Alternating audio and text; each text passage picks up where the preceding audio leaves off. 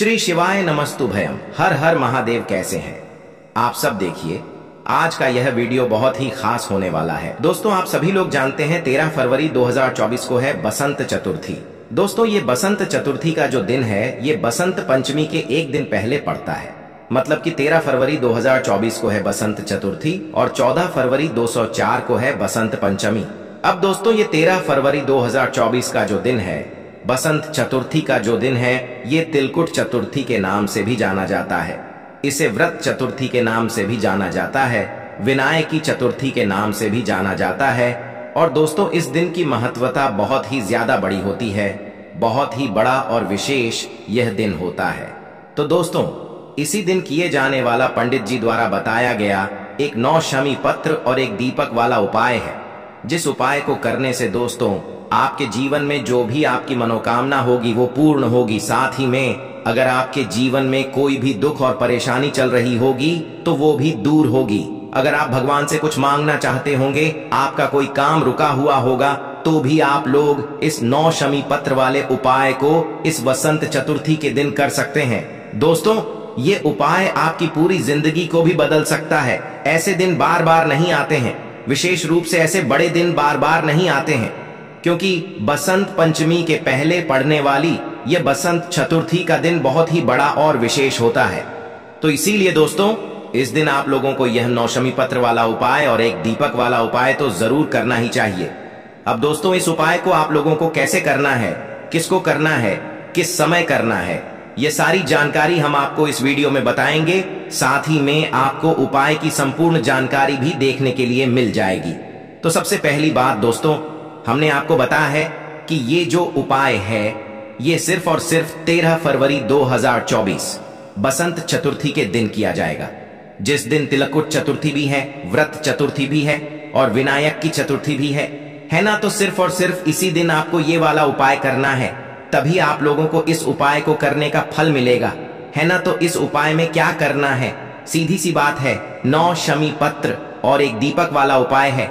तो हमें इस उपाय में 9 शमी पत्र की आवश्यकता तो जरूर पड़ेगी, पर दोस्तों उससे पहले हमें यह समझने की जरूरत है कि इस उपाय को करना किसको है।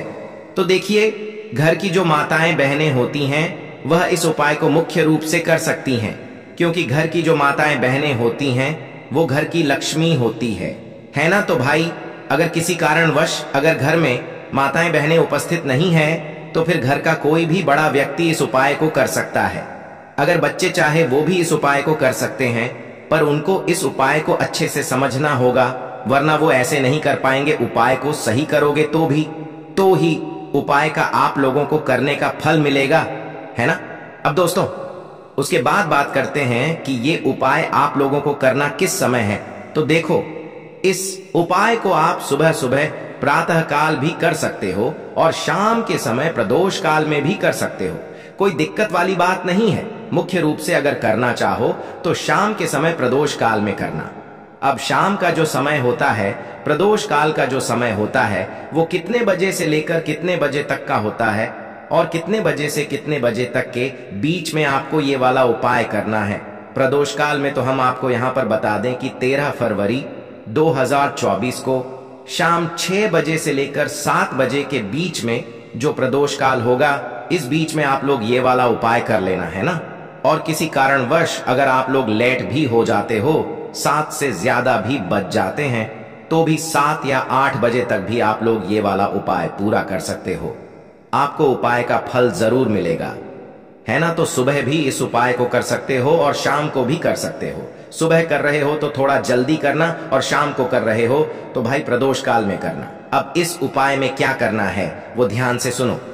देखो सबसे पहली चीज तो आपको इस उपाय को करने की तैयारी पहले से ही कर रख लेनी है, क्योंकि एकदम से उपाय को जिस समय आपको करना है उस समय अगर तैयारी करने बैठोगे तो भी आपको जल्दबाजी हो जाएगी। इसलिए उपाय की तैयारी जो है आप पहले ही करके रख लेना।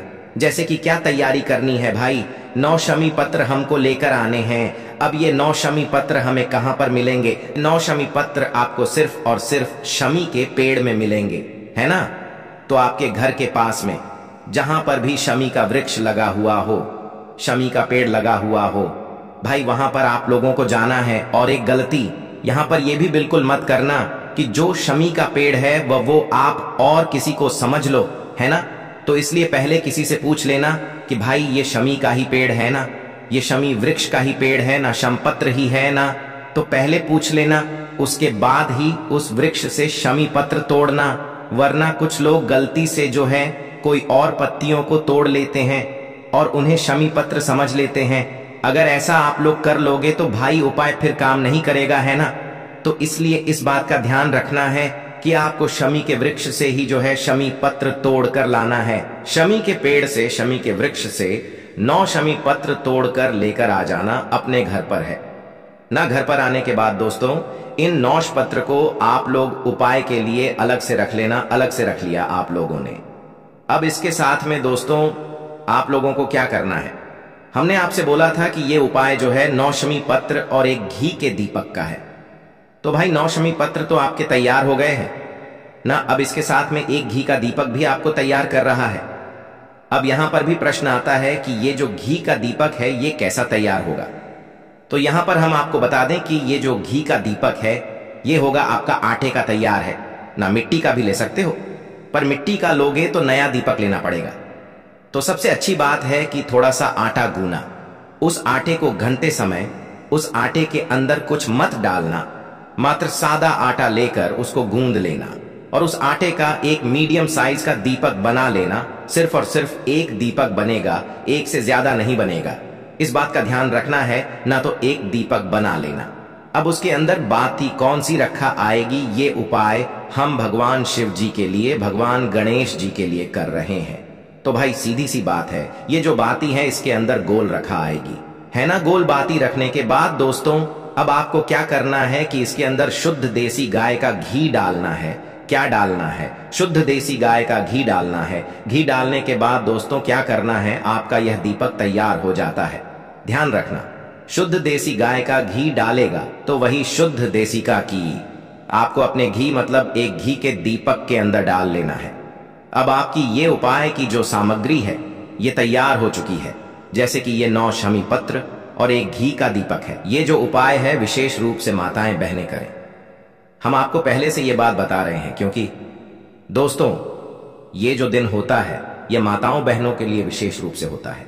माताएं बहनें ही इस वसंत चतुर्थी का या जो मतलब त्रिकुंड चतुर्थी है इसका व्रत रखती हैं। और इस व्रत को रखने से माताओं बहनों को जो कुल होता है, जो परिवार होता है, जो बच्चे होते हैं, उनके जीवन में कभी कोई दुख परेशानी नहीं आती। और इस उपाय को करने से तो भाई फिर उनके जीवन में कभी कोई दुख और परेशानी आ ही नहीं सकती। भगवान उनकी सारी मनोकामना को पूर्ण करते हैं, उनके बच्चों का भविष्य भी बहुत ही अच्छा करते हैं, है ना। तो इस बात का आप लोगों को ध्यान रखना है।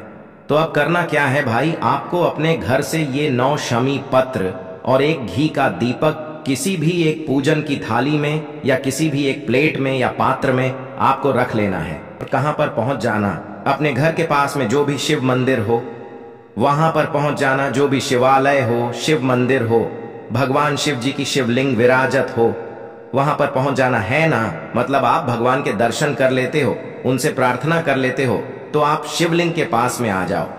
शिवलिंग के पास में आने के बाद अब आपको क्या करना है, ये वाला उपाय शुरू कर रहा है। देखो, अगर सुबह के समय ये उपाय कर रहे हो तो पहले जाकर अपना जल वगैरह सब शिव जी पर चढ़ा देना। पहले अपनी पूजन अर्चना कर लेना, भगवान से प्रार्थना कर लेना, उसके बाद में ये वाला उपाय करना, ठीक है। और शाम के समय कर रहे हो तो बस दर्शन करके आप लोग ये वाला उपाय शुरू कर सकते हो। तो आपको क्या करना है, भगवान शिव जी की शिवलिंग के पास में आकर बैठ जाना है, ठीक है। बैठना है आराम से, बिल्कुल मन से पूरे भाव से ये वाला उपाय करना है। आप जो अपने साथ में 9 शमी पत्र लेकर आए हो, सबसे पहला काम आपका ये रहेगा, इन 9 शमी पत्र में से 5 शमी पत्र आप लोग अलग निकाल लो। कितने शमी पत्र? 5 शमी पत्र, है ना। 5 शमी पत्र अलग निकाल लो और 5 शमी पत्र को अलग निकाल कर इन 5 शमी पत्र को आपको भगवान शिव जी की शिवलिंग के ऊपर जो भगवान गणेश जी का स्थान होता है वहां पर समर्पित करना है। अब भगवान गणेश जी का स्थान कहां पर होता है, भगवान गणेश जी का जो स्थान होता है शिवलिंग में, वो जलाधारी के राइट हैंड साइड पर होता है। तो आपको सबसे पहले अपने 9 शम पत्र में से 5 शमी पत्र आप लोगों को भगवान गणेश जी वाले स्थान पर समर्पित कर देना है।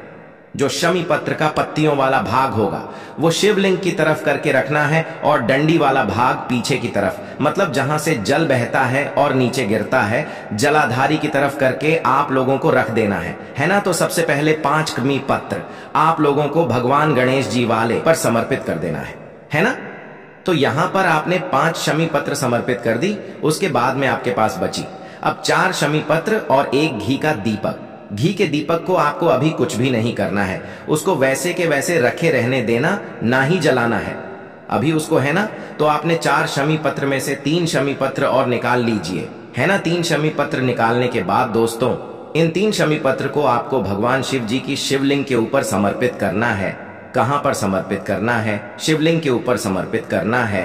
बस ध्यान ये बात रखना है कि इन पत्तियों का जो पत्ती वाला भाग होगा वो होना चाहिए आगे की तरफ, है ना, जहां से जल बहता है नीचे करता है। शिवलिंग के ऊपर जब चढ़ा रहे हो, डंडी का भाग शिवलिंग के पीछे की तरफ होना चाहिए। तो 3 कमी पत्र आप भगवान शिव जी की शिवलिंग के ऊपर चढ़ा देना। तो 1 शम पत्र और 1 घी के दीपक को आपको शिवलिंग के पास में कहीं पर भी नहीं लगाना है, उनको उठाकर आपको भगवान शिव जी की चौखट पर आ जाना है और मंदिर के बाहर नहीं निकलना है। मंदिर के अंदर ही अंदर चौखट पर आप लोगों को रहना है और मंदिर के अंदर से खड़े होकर देखना बाहर की तरफ कि आपका लेफ्ट हैंड कौन सा पड़ रहा है, कौन सा लेफ्ट हैंड, उल्टा हाथ कौन सा पड़ रहा है। तो भाई उसी उल्टे हाथ की चौखट पर आप लोग बैठ जाना। उसे उल्टी हाथ की चौखट पर बैठकर, मतलब अंदर के साइड ही बैठकर, आपको सबसे पहले अपना बचा हुआ वह 1 शमी पत्र भगवान गणेश जी के नाम से वहां पर समर्पित करना है। ठीक है, अपना बचा हुआ वह 1 शम पत्र समर्पित करने के बाद दोस्तों आप लोगों को अपना वह दीपक निकालना है, जो दीपक आप लोग अपने साथ में तैयार करके लेकर आए हुए थे, है ना। तो भाई इस दीपक को आप पहले जला लेना, अपनी माचिस जलाना, इस बात का ध्यान रखना, तभी आपको इस उपाय को करने का पूर्ण फल खुद को ही मिलेगा, है ना। तो भाई इस अपनी ही माचिस से इस दीपक को जला लेना। दीपक जैसे ही जल जाए तो दीपक जलने के बाद जहां पर आपने बचा हुआ 1 कमी पत्र भगवान शिव जी के लेफ्ट हैंड साइड वाली चौखट पर रखा हुआ है, उल्टे हाथ वाली चौखट पर रखा हुआ है कमी पत्र को, उसी कम पत्र के साइड में भगवान गणेश जी के मोर ध्वज या मयूर ध्वज गणेश जी का नाम लेते हुए इस घी के दीपक को आपको वहां पर रख देना है। गणेश जी के कोई भी एक नाम ले लेना, मोर ध्वज ले लेना या मयूर ध्वज ले लेना, है ना।